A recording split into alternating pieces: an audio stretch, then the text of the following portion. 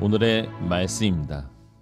출애굽기 15장 1절에서 3절까지의 말씀입니다.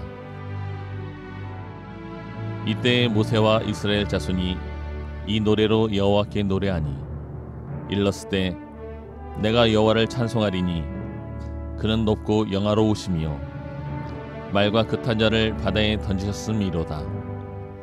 여호와는 나의 힘이요 노래시며 나의 구원이시로다. 그는 나의 하나님이시니 내가 그를 찬송할 것이요 내 아버지의 하나님이시니 내가 그를 높이리로다.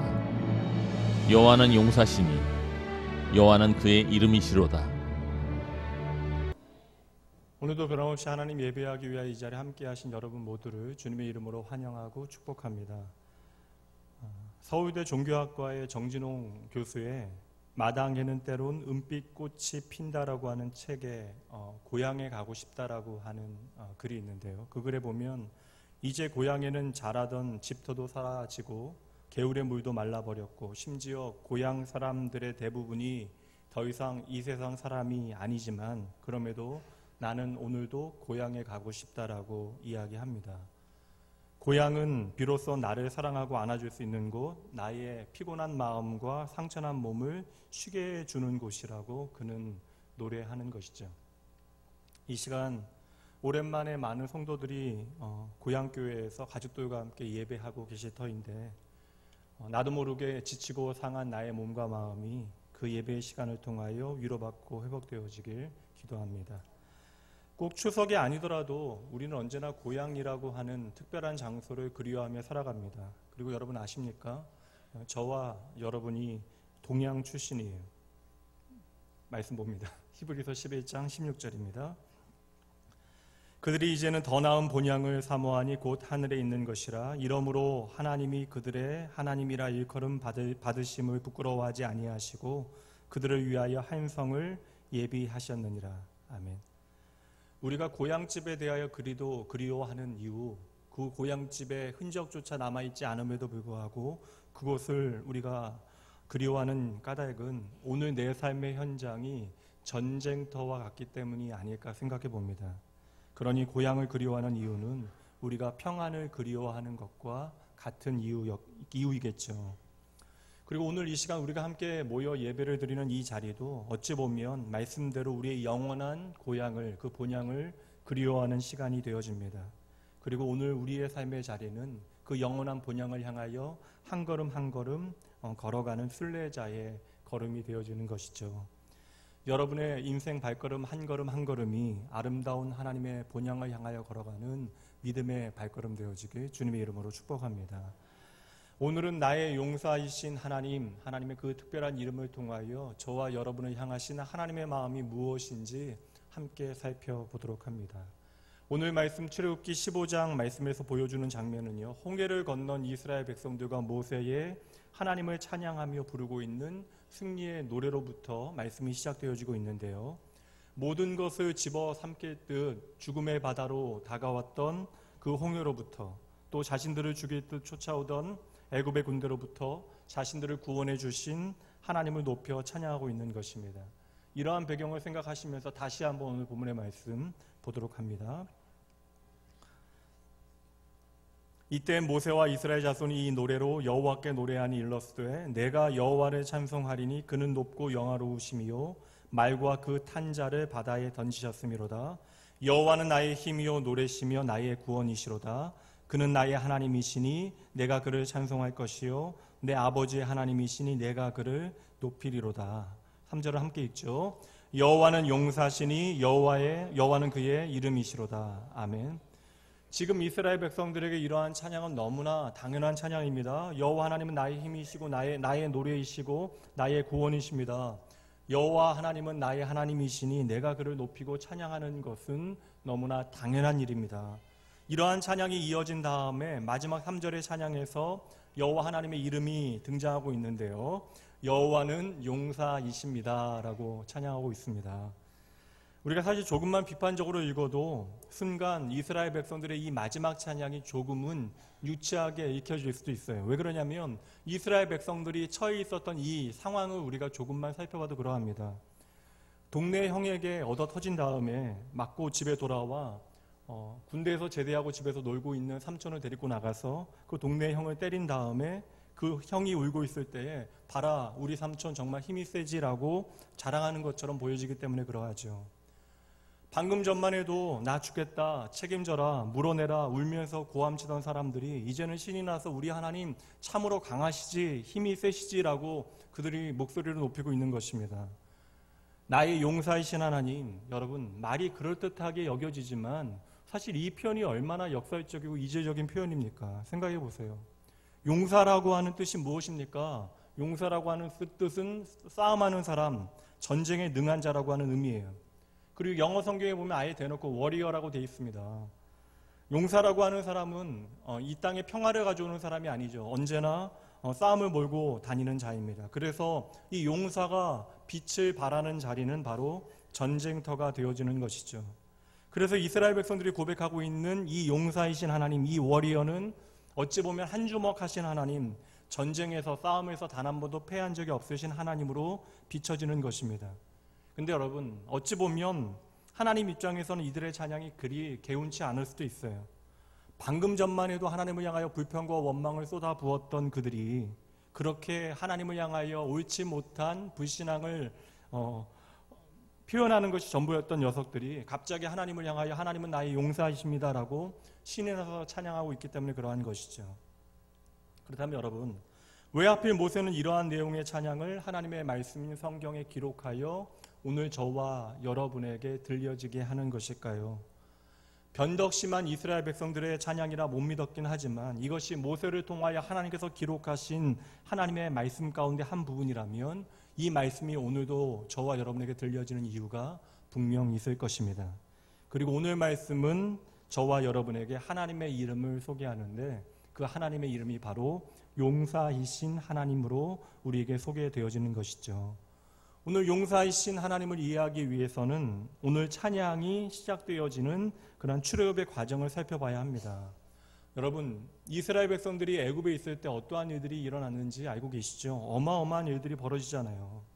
바로는 모세가 찾아왔을 때 결코 이스라엘 백성들을 내주려 하지 않았습니다. 그래서 결국에는 10가지 재앙을 다 겪은 후에야 이스라엘 백성들을 어쩔 수 없이 내어주게 되어졌죠. 야곱의 가족들이 요셉을 따라 애굽으로 이주한 지 430년 만에 드디어 이스라엘 백성들에게 해방과 자유가 주어진 것입니다. 게다가 당당하게 애굽을 나온 다음에는요, 하나님께서 구름 기둥과 불 기둥을 통하여 그들의 삶을 친히 인도해 주시니 여러분 얼마나 신이 났겠어요. 그런데 이스라엘 백성들이 불 기둥과 구름 기둥을 따라서 바다와 믹도 사이에 비하히롯 절벽을 따라서 홍해라고 하는 그 바다에 이르게 되어지자 하나님께서는 갑자기 이스라엘 백성들에게 무시무시한 끔찍한 말씀을 하십니다. 그게 출애굽기 14장 4절 말씀이 앞부분만 보죠. 내가 바로의 마음을 완악하게 한즉 바로가 그들의 뒤를 따르리니. 바로가 군대를 보내 이스라엘 백성들을 추격할 것이라고 하는 끔찍한 예언의 말씀을 하십니다. 그런데 여러분 재미있는 흥미로운 점은요, 하나님께서 이 말씀을 반복하고 계시는 시점이 이미 애국 군대가 출발하여 이스라엘 백성들의 코앞까지 들이닥친 그런 상황이라는 것이에요. 하나님께서는 구름 기둥과 불 기둥을 통하여 그들의 삶을 인도하시더니 홍해 앞까지 가게 하시고 갑자기 애굽의 전차 부대가 그들의 뒤를 치려고 달려오고 있다라고 말씀하시는 것입니다. 도무지 피할 수 없는 상황 가운데 이러한 상황에 대하여 예고해 주시는 것이죠. 그렇다면 여러분 왜 하나님께서는 갑자기 이런 말씀을 이스라엘 백성들에게 하시는 것입니까?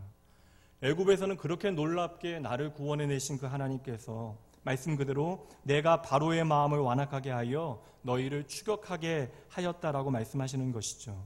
어찌 보면 이제는 애국 군대를 통하여 이스라엘 백성들을 대진압하시려고 하는 작전을 펼치시는 것처럼 보여지죠. 왜요? 물이 없어 하나님을 향하여 원망하였기 때문에 벌어지고 있는 일입니까? 사랑하는 성도 여러분, 저와 여러분도 하나님 없는 애굽에서 오직 하나님의 은혜로 구원받은 하나님의 자녀들입니다. 그렇다면 여러분, 오늘 여러분의 삶은 하나님의 자녀이기에 그 언제나 샬롬 하십니까?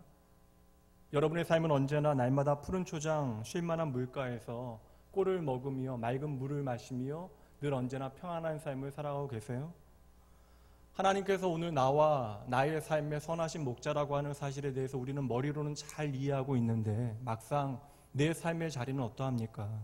내 삶의 자리는 마치 앞에는 홍해가 있고 뒤에는 애굽의 군대가 쫓아오는 전운이 감도는 전쟁터와 같을 때가 많이 있다라는 것이죠. 예기치 않은 건강의 문제가 나의 목숨을 위협합니다. 나의 장래가 불투명하고 당장의 현실이 어렵게만 다가와요. 결혼 생활에 감당하기 어려운 문제가 닥칩니다. 소중한 인간관계 안에 관계의 문제들이 벌어지기 시작해요. 내 사랑하는 가정 안에 내가 꿈꾸는 나의 내일에 대한 꿈과 희망 앞에 버거운 문제들과 힘든 숙제들이 버겁게 놓여지게 되어집니다. 심지어 나의 결혼 생활, 부부 생활, 그리고 자녀 양육도 내 삶의 치열한 전쟁터가 되어지는 것이죠. 예수 그리스도를 믿고 하나님의 자녀가 되어져서 이제는 믿음과 소망과 사랑, 그 축복과 행복의 나들이 같아야 할, 소풍 같아야 할 저와 여러분의 인생길이 언제부터인가 살아남기 위하여 치열하게 몸부림쳐야 하는 그러한 싸움의 자리가 되어져 버린 것입니다. 그래서 우리 오늘을 살아가는 저와 여러분도 하나님의 자녀임을 확신함에도 불구하고 하나라도 이 땅에서 더 챙기기 위하여 그렇게 아둥바둥하며 살아가는 것인지도 모릅니다. 그렇게 악의 싸움하는 이 세상이 두렵고 무섭기 때문에 그러한 것이죠.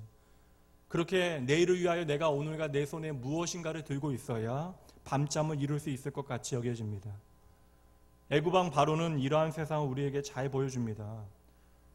어쩔 수 없이 이스라엘 백성들을 풀어주기는 했지만 얼마나 아쉽겠습니까? 그렇게 버티고 버텼는데 마지막에 내가 감당하지 못할 카운터 펀치를 맞고 나서 그 두려움과 충격 가운데 이스라엘 백성들을 풀어주기는 했지만 조금씩 시간이 지나면서 제정신을 차리게 되어지고 곧장 자신의 결정과 태도를 바꾸게 되어집니다. 왜요? 이스라엘 백성들은 나의 힘이 되어지고 나의 미래가 되어지기 때문에 그러합니다. 다시 말하면 나의 노동 자산이 되어지기 때문에 그러한 것이죠. 바로에게 이스라엘 백성들의 해방은요, 하나님의 역사하심의 방법이 아니라 그들의 출애굽은 노예들의 도주 반란 사건이 되어집니다. 지금 그들이 애굽에서 해야 하는 일들이 얼마나 많은데 애굽의 가장 중요한 노동력인 이스라엘 백성들이 그리 나가게 되어지면 어떠하겠습니까? 그러니 당연히 후회가 되어질 수밖에 없는 것이죠. 애굽의 국고성 건축으로부터 해서 수많은 국책 사업들이 계속되어지고 있는데 값싼 노동력을 제공하였던 그런 히브리 노예들이 한꺼번에 빠져나갑니다. 애굽의 경제도 큰 타격을 입게 되어질 것이에요. 게다가 여러 가지 원치 않는 재앙을 겪으면서 수많은 가축이 죽게 되어졌습니다. 고깃값은 폭등하게 되어졌고 물가도 말이 아닌 터인데 이 와중에 이스라엘 백성들은 신났다고 자기 소유의 가축들을 모두 다 몰고 나갔으니 바로의 입장에서는 그들을 다시 붙잡아 와야겠다라고 하는 생각이 계속 되어지죠. 그렇게 애굽의 군대를 보내놓은 다음에 분을 삭히며 지낸 지 이틀째가 되어지자 드디어 바로의 귀에 희소식 하나가 들려옵니다. 도망친 노예들이 길을 잃고 바닷가에서 헤매고 있다라고 하는 소식이에요. 하나님께서는 일부러 홍해로 이스라엘 백성들을 인도하셨지만 바로의 입장에서는 무지한 노예들이 길이 없는 사막에 들어가게 되어진 것입니다. 그래서 바로에게는 지금이 최고의 타이밍이었던 것이죠. 애굽 전역에 동원력을 내리고 모든 군사가 전력을 다하여 이스라엘 민족을 추격하기 시작합니다. 당연히 이 소식을 전해들은 이스라엘 진영은 집단적 공황 상태에 빠져 혼비백산입니다. 여러분 그럴 수 있어요. 애국 군대에 대한 소식을 듣고 누가 두려워하지 아니하겠습니까? 그러나 여러분 이스라엘 백성들이 어떻게 애굽으로부터 구원을 받았는지 기억해내야 합니다. 애굽의 10가지 대항을 내리실 때 하나님께서 어떻게 이스라엘 백성들을 지키셨죠? 애굽 전역에 득실되는 개구리와 이와 파리와 메뚜기 떼들이 이스라엘 백성들이 사는 곳에는 그림자조차 비치지 아니하였습니다. 돌림병으로 인하여 애굽 사람들의 가축이 죽어나가는 그 순간에도 이스라엘 백성들의 가축만큼은 안전하게 보호되어졌죠. 그리고 마지막 재앙 때조차 말씀대로 양의 피를 문설주에 바른 집들은 그렇게 죽음의 그늘이 그들의 집에 미치지 아니하고 구원받게 되어졌던 것입니다. 여러분 그것뿐입니까? 결국 애굽 왕 바로가 굴복하고 애굽을 나올 그때에는 이스라엘 백성들이 지금까지 기죽어 살았는데 이제는 하나님 빽 믿고 자신들의 모든 재산과 가축을 당당히 가지고 나오잖아요. 그리고 광야에 나와서는 구름 기둥과 불 기둥을 통하여 나의 삶을 인도하시는 하나님의 도우심을 맛보아 알게 되어집니다. 그렇게 수백 년 만에 주어진 해방과 자유는 그들이 아무런 준비가 되어지지 않을 때에 얼떨결에 주어진 하나님의 선물입니다. 그러므로 그 하나님의 해방과 구원의 역사는 오늘의 우리의 방식으로 설명하면 은혜라고 하는 단어를 통하여 설명할 수 있는 것이죠. 그런데 이토록 감당할 수 없는 은혜와 축복을 누리고 경험한 이스라엘 백성들, 이 작자들이 어떠한 태도를 보이는지 말씀을 통해 보세요. 14장 11절과 12절입니다. 그들이 또 모세에게 이르되 애굽에 매장지가 없어서 당신이 우리를 이끌어내어 이 광야에서 죽게 하느냐? 어찌하여 당신이 우리를 애굽에서 이끌어내어 우리에게 이같이 하느냐? 우리가 애굽에서 당신에게 이른 말이 이것이 아니냐? 이르기를 우리를 내버려 두라. 우리가 애굽 사람을 섬길 것이라 하지 아니하더냐? 애굽 사람을 섬기는 것이 광야에서 죽는 것보다 낫겠노라. 이것이 바로 이스라엘 백성들이 떠들어대는 소리입니다. 우리가 언제 우리를 구하여 달라고 했더냐? 가만히 있는 우리를 꼬드겨 여기까지 끌고 오더니 이 결과가 무엇이냐? 이럴 바에야 돌아가서 그냥 노예로 사는 것이 훨씬 낫겠다. 어떠한 의미입니까? 이렇게 광야에서 죽는 것보다 애굽에 돌아가 노예로 사는 것이 좋겠다라고 하는 그들의 말의 의도는 무엇이에요? 하나님의 백성으로 사는 것보다 애굽의 노예로 사는 것이 낫겠다라고 하는 불신앙의 말이 되어지는 것이죠. 말 그대로 이스라엘 백성들은 지금 홍해 앞에서 막장 드라마를 찍어대고 있는 것입니다. 좋다고 춤추면서 내가 가진 것들 끌고 나올 때가 언제인데 이제 와서는 모세와 하나님을 향하여 나는 아니었다라고 말도 안 되는 오리발을 내밀고 있는 것이죠. 여러분, 지금 이스라엘 백성들의 이러한 행태가 여러분들은 이해가 가십니까? 그런데 여러분, 이것이 바로 오늘 용사이신 하나님께서 오늘 우리의 삶에 찾아오시는 이유라는 것이에요. 지금 이스라엘 백성들에게 가장 두려운 대상이 누구겠습니까? 이스라엘 백성들에게 가장 두려운 대상은 보이지 않는 하나님이 아니에요. 이스라엘 백성들이 애굽에서 살아가는 430년 동안 그들은 하나님이 아니라 애굽 사람들을 주인으로 삼고 살아왔습니다. 그러니 이스라엘 백성들의 생각에서는 바로 애굽 사람들이 이스라엘 백성들의 생사 여탈권을 좌지우지하는, 나의 생명을 좌지우지하는 대상으로 믿고 살아왔던 것이죠. 이스라엘에게 생명이라고 하는 것은 하나님이 아니라 애굽에 달려있는 것입니다. 그러니 하나님의 기적적인 역사를 통하여 정신없이 애굽을 빠져나오기는 했지만 여전히 그들은요, 애굽의 사슬에 매여 있는 것입니다. 수십 년간 반기독교 운동의 선봉에 서 있었던 단군교 교주였던 김혜경 씨가 예수 그리스도를 믿고 기독교인이 되어져서 가장 먼저 한 일은 그 단군교 신당을 치우는 일이었습니다.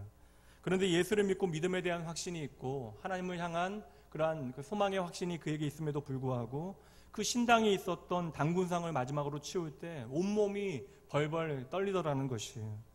저는 이것이 바로 애굽의 사슬이라고 생각합니다.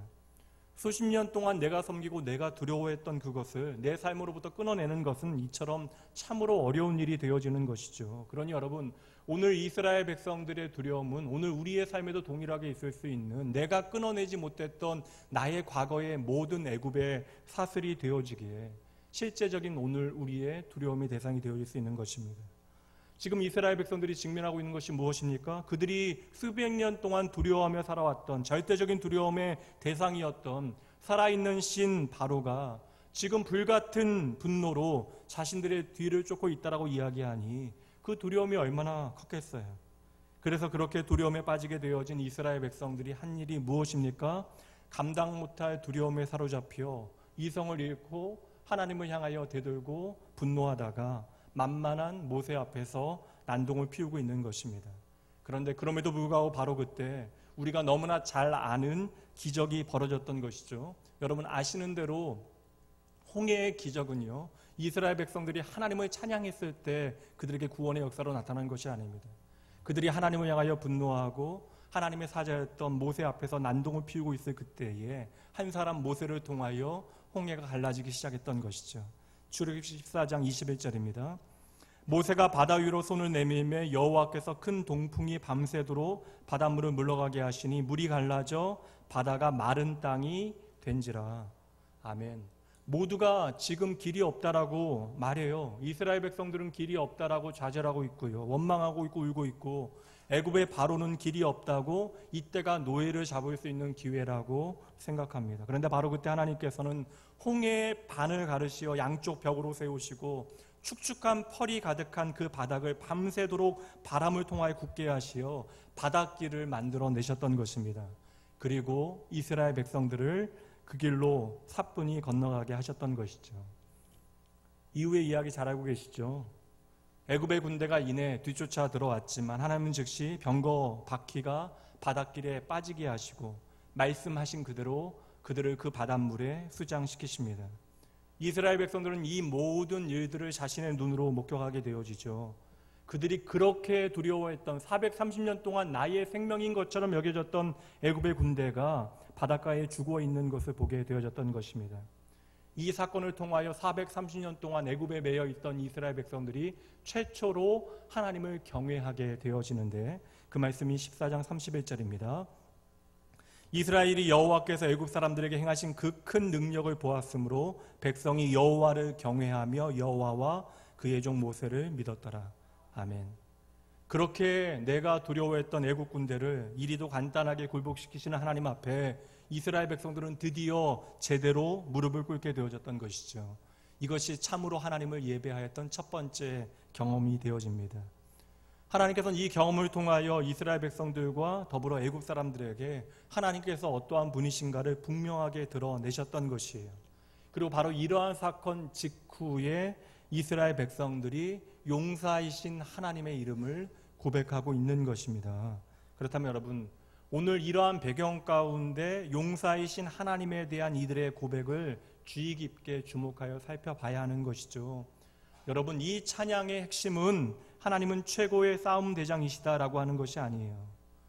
여호와는 나의 용사라고 하는 고백을 통하여 우리는 오늘 나의 현실이 목숨이 오락가락하는 전쟁터에 있다 할지라도 나의 용사이신 하나님이라고 하는 그 이름 때문에 우리는 더 이상 겁먹거나 쫄지 않아도 된다라는 것입니다. 오늘 우리를 둘러싼 수많은 전쟁을 우리는 치루어내야 해요. 그때 우리는 겁이 납니다. 두려워져요. 그리고 여기가 끝인가라고 하는 생각에 빠지게 되어집니다. 왜요? 우리는 도무지 이 전쟁을 치룰 수 있는 그 어떤 준비를 하지 못했기 때문에 그러한 것입니다. 그럼 잘 보세요. 전쟁에 능하신 하나님께서 이스라엘 가운데 행하신 일들이 무엇인지 보십시오. 무기를 드는 법조차 모르는 430년 동안 노예로만 살아왔던 그 굴종의 법에 따라 살아왔던 이스라엘 백성들이 막다른 바닷가 골목에 들어가 있습니다. 그들을 향하여 달려오는 이들은 누구입니까? 당시 최고의 군대였던 애굽의 최정예 부대예요. 이제 이스라엘 백성들에게 눈에 보이는 선택은 단 두 가지입니다. 애국 군대에 다 잡혀 죽게 되어지거나 바다에 빠져 익사하거나 둘 중 하나를 선택해야 하는 것이죠. 바로도 이 사실에 대해서 너무나 잘 알고 있었기 때문에 백전백승의 자신감에 충만하여 바닷가를 향하여 미친 듯이 달려왔을 것입니다. 그러니 이스라엘 백성들은 지금이라도 항복하고 죽을 만큼 얻어맞고 노예로 끌려가는 것이 낫겠다라고 판단한 것 같아요. 그러니 여러분 어떡합니까? 하나님을 향하여 원망하고 모든 책임을 눈에 보이는 모세에게 돌리고 있는 것이죠. 여러분 어떠합니까? 구원받았던 이스라엘 백성들의 모습이 어떠해요? 이스라엘 백성들이 이 싸움을 위하여 어떠한 준비가 되어져 있습니까? 아니요. 그들은 싸움에 있어서 그 어떤 준비도 되어 있지 않습니다. 그들은 그저 이 싸움 앞에서 절대적인 절망 가운데 소리만 질러대고 있었던 것이죠. 이스라엘 백성들의 오늘의 모습 가운데 어느 한 구석이라도 믿음의 결단과 아름다운 그러한 믿음의 다짐이 보여집니까? 한마디로 그들은 이 전쟁에 대해서 한없이 무능하기만 합니다. 사랑하는 성도 여러분, 하나님께서는 준비된 사람을 사용하십니다. 그러나 더 자세히 보셔야 돼요. 하나님께서는 오늘 우리를 사용하실 때 준비된 사람을 사용하신다 말씀하지만 중요한 것은 준비되어지지 않은 우리를 부르시어 준비되도록 인도하시는 분이 하나님이심을 우리는 잊지 말아야 하는 것이죠. 그래서 성경에 하나님께서 들어 사용하시는 대부분의 사람들은요, 전혀 준비가 되어지지 않은 모습으로 우리에게 비추어지는 것입니다. 그렇다면 여러분, 오늘 저와 여러분이 준비되어지지 않는 것, 오늘 내가 유능하고 무능한 것은 하나님께 전혀 문제가 되어지지 아니함을 먼저 믿으시기 바랍니다. 오늘 이스라엘 백성들이 하고 있는 일이 뭐예요, 여러분? 아각 소리만 내고 있잖아요. 그리고 그 소리 지르는 것이 무엇입니까? 하나님을 향한 부르짖음과 찬양입니까? 아니에요. 불신앙과 하나님을 향한 원망이 전부입니다. 그러나 여러분, 그들이 감당하지 못할 이 모든 상황에 대하여 하나님은 충분히 이해하시고 하나님께서는 그 모든 상황 가운데 구원을 베푸시되 더할 수 없는 절망의 조건들을 하나님의 최선의 역사하심의 방법으로 사용하시는 것이죠. 여러분, 이러한 하나님의 역사의 방법, 구원의 방법을 누가 상상조차 할 수 있겠습니까? 보세요, 여러분. 오늘 말씀이 얼마나 흥미로운 말씀이에요. 이스라엘 백성들에게 절대적인 절망이 되어지는 두 가지 대상이 있는데 그 절대적인 절망이 되어지는 죽음의 바다 홍해가 반으로 갈라져서 그 또 하나의 절대적인 절망의 대상이 되어지는 애국 군대를 덮을 줄 여러분 그 누가 상상조차 할 수 있었겠어요? 그날 유일하게 하나님의 구원을 믿고 말씀에 순종했던 모세조차도 이 모든 구원의 역사에 대하여 상상조차 하지 못했을 것입니다. 여러분, 하나님이 오늘도 우리의 삶 가운데 어떠한 일을 행하시는지 잘 보셔야 돼요. 내 절대적인 절망의 상황 가운데 하나님께서는 바닷길을 내시어 나로 하여금 피할 길을 만들어내시고 그 죽음의 바다인 바닷길을 최고의 무기로 활용해 내시는 하나님, 그 하나님께서 행하시는 일이 무엇입니까? 이스라엘 백성들의 가장 실존하는 두려움이 무엇이에요? 애국 군대잖아요. 바로잖아요. 애국 군대의 자랑이자 이스라엘 백성에겐 두려움의 대상이었던 최신 병기와 갑옷과 수레와 병거는 이제 그 바닷길에서 치명적인 장애물이 되어지는 것이죠. 애굽의 군대가 우리를 지켜내고 우리로 하여금 힘을 갖고 싸우게 만들 것이라고 여겨졌던, 내가 의지했던 모든 것들, 내가 자랑하고 또한 내가 바라봤던 모든 것들 때문에 그들은 도리어 그 바닷길에서 꼼짝없이 수장되어지고 말았던 것입니다. 저는 그래서 이 하나님의 전략이 참으로 놀랍게만 해요. 그리고 이스라엘 백성들은 가만히 서서 또다시 이 하나님의 구원의 과정을 눈으로 바라보기만 합니다. 그리고 이 모든 것을 보고 나서야 이스라엘은 하나님이 비로소 어떠한 분이신지를 눈으로 확인하게 되어졌던 것이죠. 오늘 본문의 말씀에서 나의 용사이신 하나님에 대한 찬양은 이 모든 과정을 나의 눈으로 보고 경험한 다음에 나온 신앙의 고백입니다. 사랑하는 성도 여러분, 오해하지 마셔야 돼요. 어떤 사람들은 영적인 전쟁을 이야기하면서 하나님과 사탄이 사각의 링 위에서 맞붙어 싸우는 것으로 영적인 전쟁을 설명합니다.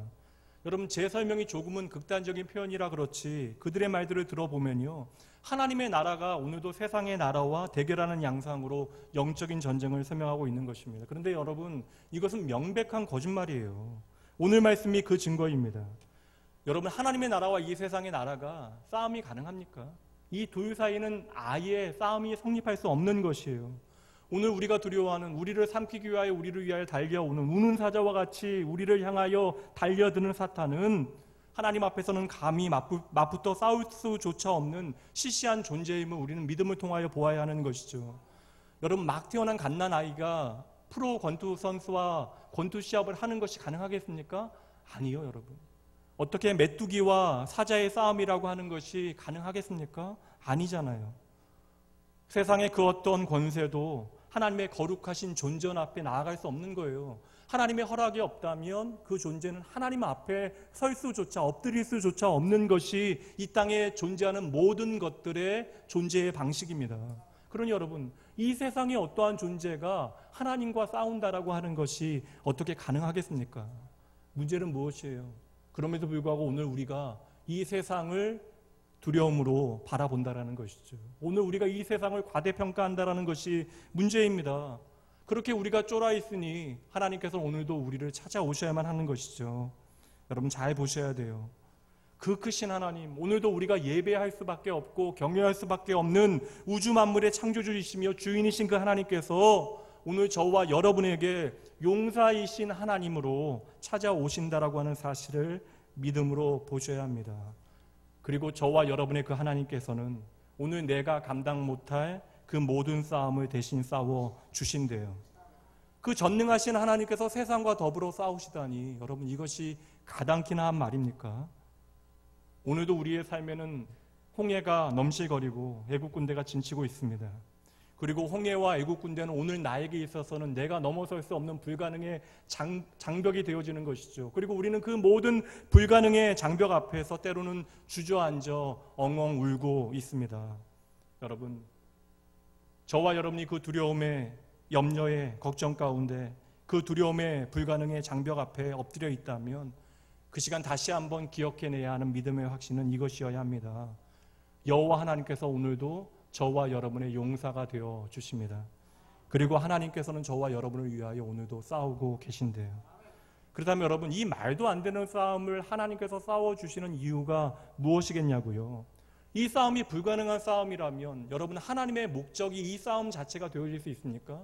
단지 하나님의 목적이 이 전쟁에서 이겨내는 것이 하나님의 목적이 되어질 수 있습니까? 아니잖아요. 여러분, 이 싸움을 싸우시는 이유는 오로지 저와 여러분을 위한 거예요.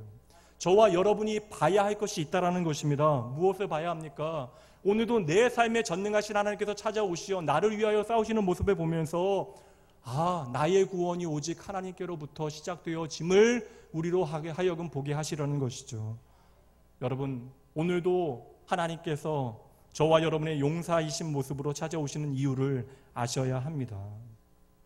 그리고 이것은 바로 오늘도 나와 함께 하시는 하나님의 그 사랑과 은혜가 무엇인지를 우리로 하여금 보게 하시는 것이죠.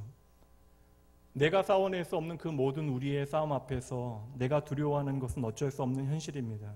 그러나 그 모든 현실 앞에서 우리가 자빠지고 넘어지고 울고 있는 것이 우리의 마지막이 아니라는 것이죠. 내가 불가능한 장벽 앞에서 울고 있을 그 순간에 우리는 도리어 나를 찾아오시어 나와 함께 하시는 하나님의 음성을 듣게 되어주는 것입니다. 말씀 한 구절 보도록 하죠. 이사야 43장 말씀입니다. 제가 읽어드립니다. 야곱아, 너를 창조하신 여호와께서 지금 말씀하시느니라. 이스라엘아, 너를 지으신 이가 말씀하시느니라. 너는 두려워하지 말라. 내가 너를 구속하였고 내가 너를 지명하여 불렀나니 너는 내 것이라.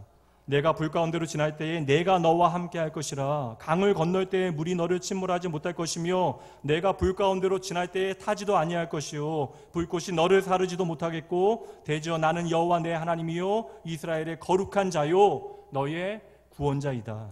아멘. 이스라엘 백성들을 향하여 이 말씀을 주신 하나님, 이 하나님의 말씀이 오늘 이 자리에 저와 여러분을 향한 말씀일 수는 없는 것입니까? 여러분, 오늘 여러분이 서 있는 자리가 혹 내가 감당하지 못하는 전쟁터와 같이 여겨지십니까?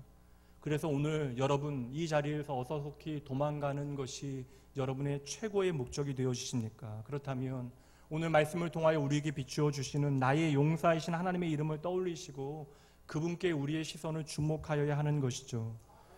오늘 나의 현실은 겁이 납니다. 그러나 겁나지만 겁내지 말아야 하는 것이죠. 나의 용사이신 하나님께서 나를 위하여 나의 모든 현실 가운데 싸워주시기 때문입니다. 심지어 여러분, 내가 하나님을 밀어내도 하나님을 원망해도 내가 불신앙으로 나의 삶을 하나님 앞에 살아갈지라도 하나님께서는 기꺼이 나를 위하여 싸워주시겠대요. 그리고 하나님의 영광을 내 삶에 비추어 내시겠대요. 그를 통하여 우리로 하여금 반드시 보게 하시려는 것이 있기 때문에 그러한 것입니다. 무엇이에요? 그럼에도 불구하고 저와 여러분이 하나님의 사랑받는 자녀이기 때문에 그러한 것이죠. 나의 용사이신 하나님, 그 이름은 전능하신 하나님께서 하나님의 자녀된 저와 여러분을 반드시 구원하시겠다, 반드시 회복하시겠다라고 하는 의지를 보이시는 하나님의 이름이 되어지는 것입니다. 여러분 기억하셔야 돼요. 하나님 아버지의 여러분을 향한 노골적인 사랑 때문에 오늘도 저와 여러분이 이처럼 살아갈 수 있는 것입니다. 어떤 일이 있어도 하나님께서는 저와 여러분의 편이 되어 주시겠대요. 그 증거가 바로 예수 그리스도의 십자가입니다. 때때로 당신의 사랑하는 자녀들이 하나님을 잊어버리고요, 세상의 권세와 자랑을 부러워하고 그것들을 두려워하는 그때에도 하나님은 여전히 저와 여러분의 편에 서 계십니다. 오늘도 저와 여러분의 용사이신 하나님께서는 이 전쟁터와 같은 세상에서 우리를 대신하여 싸워주시되 우리의 모든 것을 사용하시는데 그것이 좋은 것이든 나쁜 것이든 당신의 선하신 뜻과 그 계획을 우리 안에서 아름답게 이루어 내시겠대요. 그래서 우리는 그 하나님을 합력하여 선을 이루시는 하나님으로 고백하는 것입니다. 오늘 이 시간 여러분 구체적으로 말씀을 살피시면서 여러분의 삶의 자리를 한번 돌아보시죠. 여러분의 삶의 다양한 전쟁터의 그 이름들을 돌아보셔야 합니다. 오늘 나로 하여금 숨막히게 만드는 모든 현실 앞에서 반드시 깊이 있고 꼭 기억해내셔야 하는 것이죠. 이 모든 전쟁은 저와 여러분이 싸우는 전쟁이 아닙니다. 우리가 이 모든 조건과 환경을 바꿔내는 것이 아니에요. 내 자신을 포함하여 그 어떤 것이든지 변화를 만들어내시는 분은 오직 하나님이심을 믿으시기 바랍니다. 그러니 여러분 결코 두려워하지 마세요. 오늘 애굽의 기마부대와 위협적인 그들의 말발굽 소리, 그리고 거세게 일렁이는 나를 삼키고자 다가오는 파도를 보게 되어진다 할지라도 뒷걸음질 칠 필요가 없는 것입니다. 오늘 저와 여러분의 삶에 하나님께서 용사가 되어 주시겠대요. 그러므로 저와 여러분이 할 일은 다른 것이 아닙니다. 하나님의 자녀는 세상의 칼과 창의 숫자를 믿지 말아야 하는 것이죠. 하나님의 자녀는 세상의 힘과 권세를 의지하지 말아야 하는 것입니다. 왜요? 우리의 삶에 다가오는 모든 전쟁들은 저와 여러분의 전쟁이 아니라 결국 하나님의 전쟁이기 때문에 그러한 것입니다. 그러니 그 자리에서 저와 여러분이 마땅히 해야 하는 일이 있다면 전쟁은 오직 하나님께 속하였다라는 사실을 진심으로 믿는 것이죠. 그러니 여러분 오늘도 용사이신 하나님 그 이름을 붙들고 그분의 뜻 안에 견고히 서시기 바랍니다. 용사이신 하나님께서는 오늘도 우리의 삶의 모든 전쟁에서 저와 여러분을 구원해 내실 것이에요. 용사이신 하나님께서는 우리가 생각하기에도 유치한 그 모든 전쟁에 기꺼이 끼어드십니다. 그 전쟁이 바로 그의 사랑하는 저와 여러분, 하나님의 자녀 되어진 우리의 전쟁이기 때문에 그러합니다. 여러분, 나의 용사이신 하나님이라고 하는 그 이름이 우리의 삶에 의미를 갖게 되어지는 때가 언제겠어요? 나를 위하여 대신 싸워주시는 하나님의 이름이 우리의 삶 가운데 막강한 힘을 발휘할 때는요, 내가 도무지 싸울 수 없다라고 여겨지는 순간입니다. 하나님이 나를 위해 싸워주신다면 이 세상의 어떠한 것도 나를 해칠 수 없음을 믿으셔야 돼요. 우주 만물의 창조자, 그 전능하신 크신 하나님께서 저와 여러분을 위해서라면 말도 되지 않는 싸움을 싸워내시겠대요. 그리고 우리가 하나님 아버지의 마음을 알기만 하면 된다라고 말씀해 주십니다. 오늘 우리가 그저 과거의 역사하신 하나님만 추억하며 살아간다면 그것은 죽은 신앙에 불과한 것입니다. 지금도 하나님께서는 우리에 앞서 걸어가십니다. 우리에 앞서 가시되 우리를 푸른 초장과 맑은 물가로 인도해 내신대요. 그곳에서 우리를 안전하게 보호하시는 하나님이 되어 주신대요. 그리고 그 길에 우리의 원수가 있다면 나와 싸워주시는 하나님, 여러분 날마다 경험하셔야 합니다. 나의 용사이신 하나님께서는 우리의 삶의 모든 최악의 조건들을 최선으로 사용하여 역전시키시는 하나님이십니다. 그러니 여러분, 쉽게 죽겠다, 망했다, 끝이다 하시면 안 돼요. 믿는 성도는요, 끝까지 가봐야 합니다. 나팔 소리와 고함 소리에 그 견고한 여리고성이 무너질 줄 누가 알았겠어요? 모두가 두려워하는 골리앗이 그 어린 소년의 돌멩이 하나에 넘어질 줄 누가 알았겠습니까? 나를 삼키려 했던 홍해의 물을 무기로 사용하시어 내가 두려워하는 모든 애굽의 군대를 물리치실 줄 그 누가 알았겠습니까? 그리고 여러분, 그 누가 알았겠어요? 베들레헴 마구간에서 자신의 몸 하나 누일 자리에 없었던, 허락받지 못했던 그 가난한 한 아기가 저와 여러분을 구원하실 메시아로 이 세상에 오실 줄 그 누가 알았겠습니까? 사랑하는 성도 여러분, 하나님은 오늘도 단지 사랑이라고 하는 이유 하나 때문에 저와 여러분의 전쟁터로 달려오시는 저와 여러분의 용사이십니다. 그러니 여러분, 용기 잊지 마세요. 추석이라 더 마음 무거운 분도 계실 터인데 이것이 우리의 마지막이 아닙니다. 그리고 겁내지 마시죠. 나의 용사이신 하나님은 어제도 오늘도 그리고 내일도 우리와 함께 하실 것입니다. 이 시간 함께 그 하나님 찬양하도록 하시죠.